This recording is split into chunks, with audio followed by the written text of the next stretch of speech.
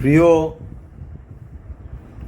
রাজ্য সরকারি, আধা সরকারি, বোর্ড, কর্পোরেশন, পঞ্চায়েত, পুরসভা, শিক্ষক এবং শিক্ষাকর্মী, কর্মরত এবং অবসরপ্রাপ্ত বন্ধুরা, আমি শ্যামল কুমার মিত্র আজকে অত্যন্ত ভারাক্রান্ত হৃদয়ে ডিএ সংক্রান্ত বিষয়ে যে সর্বশেষ পরিস্থিতি সেটা নিয়ে আপনাদের কাছে এসেছি।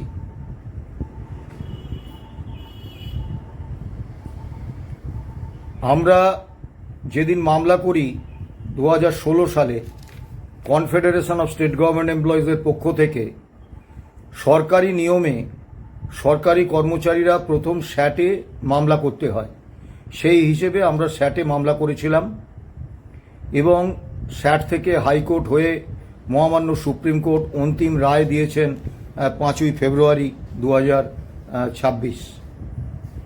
আমাদের কল্পনাতেও ছিল না যে একটা রাজ্য সরকার এতটা নৃশংস, এতটা অমানবিক হতে পারেন।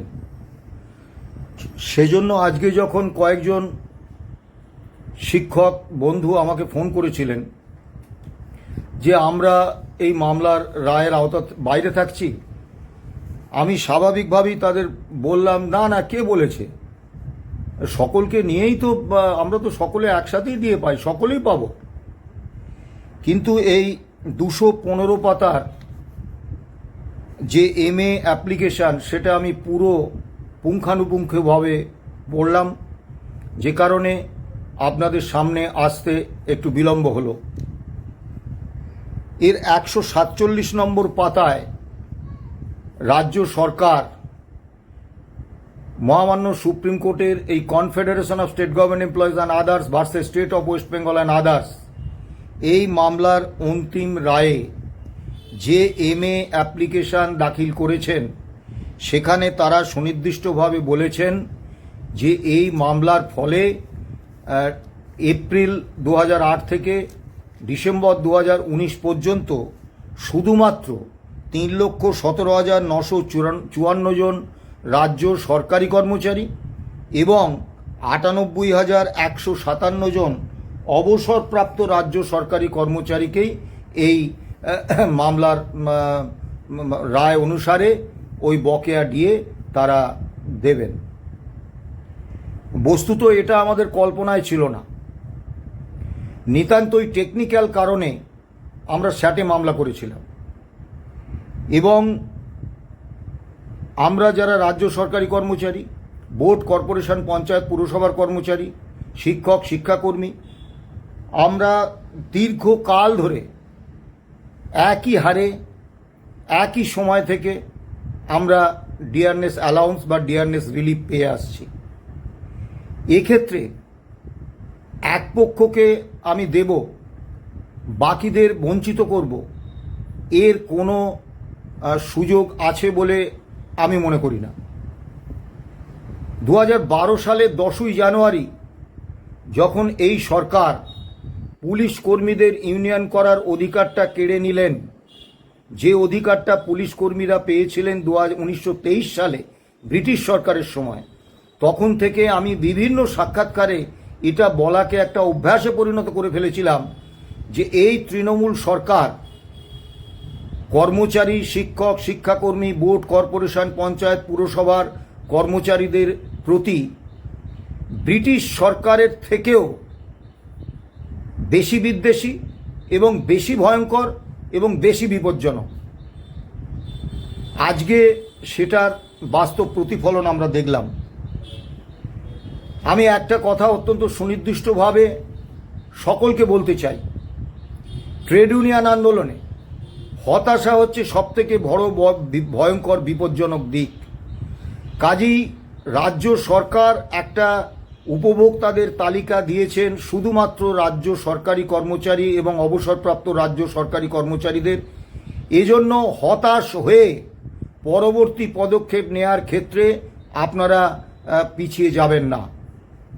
আমরা কনফেডারেশন অফ স্টেট গভর্নমেন্ট এমপ্লয়িজের পক্ষ থেকে অত্যন্ত স্পষ্টভাবে বলতে চাই যে আমাদের পূর্বতন আইনজীবী সর্দার আমজাদ আলী এবং পরবর্তী আইনজীবী বিকাশ রঞ্জন ভট্টাচার্য, ফিরদৌস শামীম, গোপা বিশ্বাস, রইফ রহিম, আলী রহিম, শেখর কুমার একটা দিনের জন্য কখনো বলেননি যে এটা শুধু রাজ্য সরকারি কর্মচারীদের মামলা।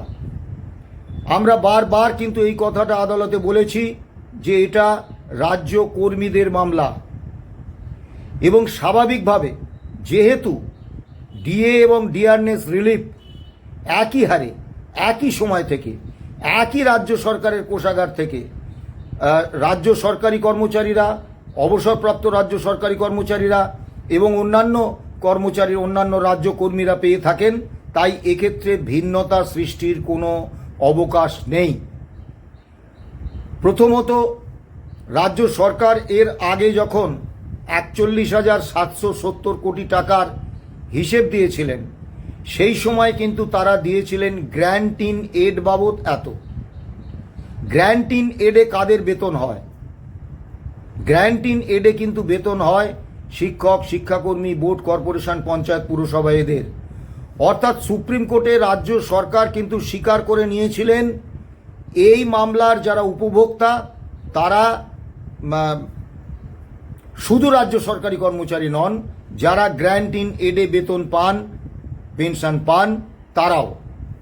দ্বিতীয় যে বিষয়টা, ভাতৃপ্রতিম ভাস্কর ঘোষ সংগ্রামী যৌথ মঞ্চের পক্ষ থেকে এই মামলায় সুপ্রিম কোর্টে যুক্ত হওয়ার আবেদন করেছিলেন। সুপ্রিম কোর্ট সেই আবেদনে তাদের মামলায় যুক্ত হওয়ার অনুমতি দেননি, কিন্তু এই মামলায় আদালত বন্ধু হিসেবে সওয়াল করার অনুমতি দিয়েছিলেন। এখন যে এফিডেভিটটি এই ভাতৃপ্রতিম ভাস্কর ঘোষ সুপ্রিম কোর্টে দিয়েছিলেন, সেই এফিডেভিটে কিন্তু তিনি তার পরিচয় হিসেবে শিক্ষক এই পরিচয়টা দিয়েছিলেন। অর্থাৎ সুপ্রিম কোর্টে ইতিমধ্যেই শিক্ষক একজন তার এফিডেভিটকে মেনে তাকে মামলায় সওয়াল করতে দেওয়া হয়েছে, এবং এটা নিতান্তই রাজ্য সরকারের বক্তব্য। মহামান্য সুপ্রিম কোর্ট কি বলেন সে বিষয়টা আমরা জানি না। তবুও দীর্ঘ ট্রেড ইউনিয়ন অভিজ্ঞতা থেকে আমি বলবো যে সবসময় নেতিবাচকটা ধরেই এগোতে হয়। তাই সমস্ত আজকে দল, মত, সংগঠন, পথ সমস্ত কিছু নির্বিশেষে মত থাকলেই গণতন্ত্রে মত থাকে, ভিন্ন মত থাকে। ভিন্ন মত আছে বলেই তো ভিন্ন ভিন্ন সংগঠন। সব সংগঠন সকলের এক মত হবে, সকলে একসঙ্গে পথ চলবে, এরকমটা তো নাও হতে পারে। এর মধ্যে অস্বাভাবিকত্ব কিছু নেই, কিন্তু আমাদের মূলগত যে লক্ষ্য সকলের, সেটা হচ্ছে এই দাম্ভিক কর্মী বিদ্বেষী সরকারের হাত থেকে আমাদের ন্যায্য দাবিটা ছিনিয়ে আনা। এমন তো নয় যে মূল্যবৃদ্ধি হলে, যখন বেতনের অবক্ষয় হয়, পেনশনের অবক্ষয় হয়, তখন শুধুমাত্র রাজ্য সরকারি কর্মচারী বা অবসরপ্রাপ্ত রাজ্য সরকারি কর্মচারীদের হয়, সকলের হয়। শিক্ষকের হয়, শিক্ষাকর্মীর হয়, বোর্ড, কর্পোরেশন, পঞ্চায়েত, পুরসভা সকলের হয়। কাজেই এত সহজে রাজ্য সরকার এই বিভাজনের নীতি নিয়ে এই একটা বিপুল অংশের ডিএ এবং ডিআরনেস রিলিফ প্রাপক একটা বিপুল অংশকে এই মামলার রায়ের সুফল থেকে বঞ্চিত করতে পারবেন না, এত সোজা বিষয়টা নয়। আমরা কনফেডারেশন অফ স্টেট গভর্নমেন্ট এমপ্লয়িজের পক্ষ থেকে সুনির্দিষ্টভাবে ঘোষণা করছি, আমরা যেদিন মামলা করেছিলাম সেদিন বলেছিলাম আমরা শেষ পর্যন্ত থাকব। আজকেও বলছি, যতদিন পর্যন্ত না এই রায় সমস্ত রাজ্য কর্মী, অর্থাৎ রাজ্য সরকারি কর্মচারী, অবসরপ্রাপ্ত রাজ্য সরকারি কর্মচারী, বোর্ড, কর্পোরেশন, পঞ্চায়েত, পুরসভা, শিক্ষক, শিক্ষাকর্মী সকলের ক্ষেত্রে লাগু হচ্ছে, আমরা কিন্তু এই আইনি লড়াই জারি রাখব।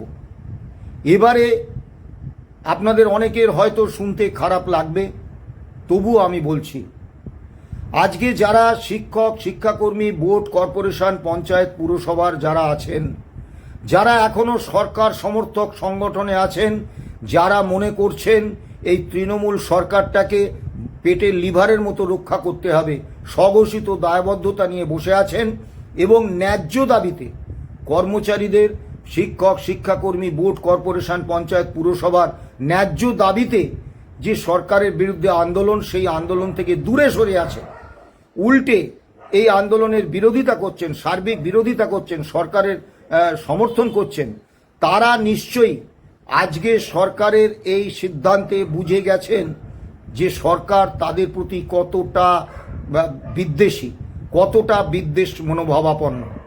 তাদের কাছে আমার করজোড়ে আবেদন থাকবে, আপনারা যে রাজনীতি করুন, তৃণমূল কংগ্রেসকে একটার জায়গায় 50টা ভোট দিন, আমাদের আপত্তি নেই, কিন্তু দয়া করে আপনার পেশাটাকে শেষ করে দিতে চাইছে এই সরকার, তার বিরুদ্ধে আপনারা সার্বিকভাবে সরকার সমর্থক সংগঠনের ছত্রছায়া থেকে বেরিয়ে এসে সার্বিক আন্দোলনে যোগ দিন। আমি আবারও বলবো, এরকমটা ভাবার কোনো কারণ নেই যে কর্মরত এবং অবসরপ্রাপ্ত রাজ্য সরকারি কর্মচারীরা উপভোক্তা হিসেবে এই টাকাটা নিয়ে আনন্দ করতে করতে বাড়ি যাবেন, আর বাকিরা চোখের জল ফেলবেন, আমরা চুপ করে বসে থাকবো confederation of state government employees, এমনটা ভাবার কোনো কারণ নেই। আমরা ইতিমধ্যেই এই ভিডিওতে আসার আগে আমাদের আইনজীবীদের সঙ্গে আলোচনা করেছি, তারা আমাদের বলেছেন যে এখনো পর্যন্ত সুপ্রিম কোর্ট কি সিদ্ধান্ত নেয়, আমরা যে কন্টেম্পট পিটিশন যে দাখিল করেছি, সেই কন্টেম্পট পিটিশনের হিয়ারিংয়ে মহামান্য সুপ্রিম কোর্ট কি সিদ্ধান্ত নেয়, অর্থাৎ এই উপভোক্তা হিসেবে তারা রাজ্য সরকারের এই সিদ্ধান্তকে তারা শিলমোহর দেন না সার্বিকভাবে সমস্ত ডিএ এবং ডিআরএস প্রাপক রাজ্য কর্মীদের এর অন্তর্ভুক্ত করেন, সেটা আমাদের দেখতে হবে। তাতে যদি আমরা নেতিবাচকটা ধরে নিই, তাহলে আমাদের পরবর্তী আইনি পদক্ষেপ নিতে হবে, আমরা সেই পদক্ষেপ নেব। কিন্তু আবারও প্রত্যেকের কাছে আবেদন করব, গণতন্ত্রে ভিন্ন ভিন্ন দল থাকবে, ভিন্ন ভিন্ন সংগঠন থাকবে, ভিন্ন মত থাকবে, এটা নিয়ে কোনো বিতর্ক বা এটা কোনো অস্বাভাবিক বিষয় নয়। আপনার আঙুলের 5টা আঙুল কখনো সমান হয় না। একই সংগঠনের মধ্যে যারা কাজ করেন, একই সংগঠনের সদস্য, তাদের মধ্যেও বিভিন্ন বিষয়ে মতপার্থক্য হয়, কিন্তু আজকে এই সরকারের, মমতা বন্দ্যোপাধ্যায়ের নেতৃত্বাধীন এই ভয়ঙ্কর সরকারের ভয়ঙ্কর যে সিদ্ধান্ত, তার বিরুদ্ধে কিন্তু সার্বিকভাবে আমাদের ঐক্যবদ্ধভাবে তার প্রতিরোধ করতে হবে। এই জন্য আমি বারবার বলছি, আপনারা রাজনৈতিকভাবে ব্যক্তি নাগরিক হিসেবে যে কোনো রাজনৈতিক দলের সমর্থন করতে পারেন, তাতে আমাদের কোনো আপত্তি নেই, এটা আপনাদের ব্যক্তিগত অধিকার, ভারতের সংবিধান আপনাকে এই অধিকার দিয়েছে। কিন্তু আপনার পেশাটা যেখানে একেবারে সম্পূর্ণ বিপন্ন, সেই জায়গায় দাঁড়িয়ে আপনারা প্রত্যেকে শাসক সমর্থক সংগঠন থেকে, তাদের ছত্রছায়া থেকে বেরিয়ে এসে ঐক্যবদ্ধ যে কর্মচারী আন্দোলন, সেই আন্দোলনে যোগ দিন এবং আপনার দাবিটাকে প্রতিষ্ঠা করার জন্য সার্বিক সহযোগিতা করুন। মনে রাখবেন, আমি আবারও বলছি, ট্রেড ইউনিয়ন আন্দোলনে হতাশা অত্যন্ত ভয়ঙ্কর জিনিস। সরকার সবসময় চায় যে, বা সরকার তো মালিক পক্ষ, এরকমটা ভাবার কোনো কারণ নেই যে কোনো রাজনৈতিক দল তারা সরকারি বা শ্রমিক কর্মচারীদের বন্ধু। আপনারা নিশ্চয়ই জানেন 2004 সালে বিজেপি সরকার, অটল বিহারী বাজপেয়ী নেতৃত্বাধীন বিজেপি সরকার নতুন পেনশন স্কিম এনেছিলেন, পুরানো পেনশন স্কিম বাতিল করে। সেই সরকারের মন্ত্রী ছিলেন মমতা বন্দ্যোপাধ্যায়, তখন দপ্তরহীন মন্ত্রী, তিনি কিন্তু প্রতিবাদ করেননি। এবং তারপর এই যে নতুন পেনশন স্কিম, এটা ভয়ঙ্কর একটা বিপজ্জনক ব্যাপার। পুরাতন পেনশন স্কিমে আমরা একটা নির্দিষ্ট পরিমাণ পেনশন পাই এবং আমাদের অবসরকালীন সময়ে আমরা অন্তত মাসের আগেই জানতে পারি যে এই মাসে আমি এত টাকার পেনশন পাবো, কাজে এইভাবে আমি সংসারটা চালাবো। কিন্তু নতুন পেনশন স্কিমে আপনার পেনশনের উপর সরকারের কোনো পদক্ষেপ নেই, সরকারি কোনো ব্যবস্থাপনা নেই। আপনার পেনশন খাটবে, পেনশনের টাকা খাটবে বেসরকারি শেয়ার বাজারে, শেয়ার বাজারে লাভ হলে আপনি পেনশন পাবেন, লাভ না হলে পাবেন না, আপনার পেনশনের কোনো অনিশ্চয়তা নেই। সারা ভারতবর্ষে কয়েকটি বাদে সমস্ত রাজ্য সরকার কিন্তু ইতিমধ্যে নতুন পেনশন স্কিম চালু করেছেন, পুরনো পেনশন স্কিম বাতিল করে। আমাদের পশ্চিমবাংলার মুখ্যমন্ত্রী দুদিন অন্তর হুমকি দিচ্ছেন, আমি তো পেনশনটা দিই, এটা না দিলে তো আমার অনেক টাকা বেঁচে যাবে। অর্থাৎ ইনি আবার মুখ্যমন্ত্রী হলে এই পেনশনটা, পুরনো পেনশন স্কিমটাও যে উনি উঠিয়ে দেবেন, এ নিয়ে আমাদের মনে অন্তত কোনো সন্দেহ নেই।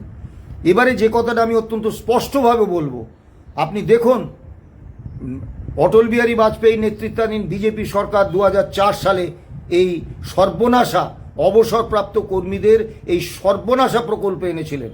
তারপরে কংগ্রেস নেতৃত্বাধীন বাম সমর্থিত ইউপিএ সরকার দুটো টার্মে তারা 5-10 বছর রাজত্ব করেছে। তারাও কিন্তু নতুন পেনশন স্কিম ফিরিয়ে পুরনো পেনশন স্কিম ফিরিয়ে আনেননি। আবার তারপরে 2014 থেকে নরেন্দ্র মোদীর নেতৃত্বাধীন সরকার এই নতুন পেনশন স্কিমই চালিয়ে যাচ্ছেন, পুরানো পেনশন স্কিম আনেননি। শুধু তাই নয়, নরেন্দ্র মোদীর সরকার 2022 সালের 21শে মার্চ একদম নির্দেশিকা জারি করেছেন যে পুরাতন পেনশন স্কিম ফিরিয়ে আনার দাবিতে যে কোনো আন্দোলনকে সার্ভিস কন্ডাক্ট রুলের বিরোধী হিসেবে ধরা হবে এবং তাদের বিরুদ্ধে কঠোর শাস্তিমূলক ব্যবস্থা নেওয়া হবে। এবং পুরানো পেনশন স্কিম ফিরিয়ে আনার দাবিতে মিটিং, মিছিল, সমাবেশ, কোনো অবস্থান সব কিছু নিষিদ্ধ করেছেন 2022 সালের 21শে মার্চ থেকে। অর্থাৎ তারপরে এতদিন কেটে গেছে। আবার দেখুন ডিএ বঞ্চনার ক্ষেত্রে যখন কংগ্রেস সরকার ছিল, আমরা যখন নতুন চাকরি পেয়েছি তখন বামফ্রন্ট সরকার, তখনও আমরা তৎকালীন কোঅর্ডিনেশন নেতৃত্বের মুখ থেকে শুনেছি যে কংগ্রেস আমলে ডিএ বঞ্চনা ছিল। তারপরে 34 বছর বাম শাসনে আমরা ডিএ বঞ্চনা এবং অন্যান্য বঞ্চনার শিকার হয়েছি।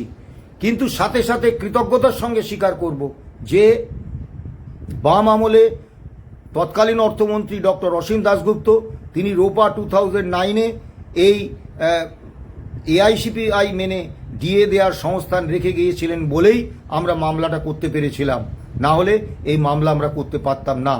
তারপরে নতুন তৃণমূল সরকার এসেছে, তারাও কিন্তু একই রকমভাবে বঞ্চনা করছে।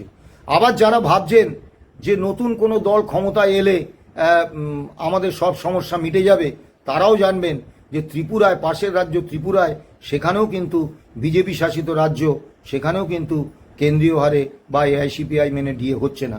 অর্থাৎ আমি বলতে চাইছি যে রাজ্য কর্মীদের, রাজ্য সরকারি কর্মচারী, শিক্ষক, শিক্ষাকর্মী, বোর্ড, কর্পোরেশন, পঞ্চায়েত, পুরসভার কর্মীদের পেশাগত লড়াইটা নিজেদের লড়ে নিতে হবে, কোনো রাজনৈতিক দলের উপর ভরসা করে থাকলে হবে না। সোজা কথাটা হচ্ছে, রাজনৈতিক দলগুলো যখন বিরোধী দলে থাকে তখন তারা কর্মচারীদের প্রতি অত্যন্ত সহানুভূতিশীল, আর যখন সরকারে আসে তখন তাদের দাঁত, নখ, মুখ একেবারে বেরিয়ে পড়ে এবং তারা কর্মচারীদের প্রতি কর্মী বিদ্বেষী মনোভাব নিয়েই চলেন। কাজেই আবারও এখনও যেসব কর্মচারী, শিক্ষক, শিক্ষাকর্মী, বোর্ড, কর্পোরেশন, পঞ্চায়েত, পুরসভার কর্মচারী শাসক দলের সংগঠনে রয়েছেন এবং পেটের লিভারের মতো এই সরকারকে রক্ষার স্বঘোষিত দায়বদ্ধতা থেকে ন্যায্য দাবির ভিত্তিতে, যে পেশাগত দাবির ভিত্তিতে যে আন্দোলন, সেই আন্দোলনের পিঠে ছুরি মারছেন, তাদের কাছে বলছি, এবার তো আপনারা বুঝেছেন আর দেওয়ালে পিঠ ঠেকে গেছে। এবার দয়া করে সরকার সমর্থক সংগঠন ছেড়ে অবিলম্বে যেখানে আপনার পেশাগত দাবির সমর্থনে যারা আন্দোলন করছে সেই আন্দোলনে আপনারা সামিল হন। আমি আবারও বলছি, হতাশ হবেন না, আমরা আছি। আমরা আজকে 11 বছরে মামলা পড়েছে,